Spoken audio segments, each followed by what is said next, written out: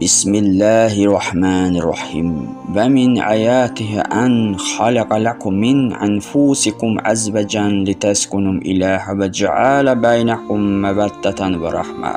İnne fi zalika la'ayetin liqavmin yetevekkerun. Rum suresi ayet 21.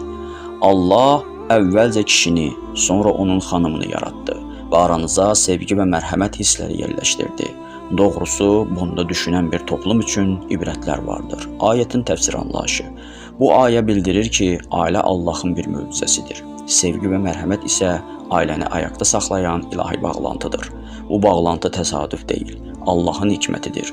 Düşünən insanlar üçün ailə münasibətlərində böyük dərslər var. İbn Sina demişdir, həyat yoldaşları biri-birilərinə bənzədikləri üçün deyil, bir-birlərinin fərqliliklərini tamamladıkları üçün bir bütöv olurlar. Mərhəmət ailəni bir bütöv edən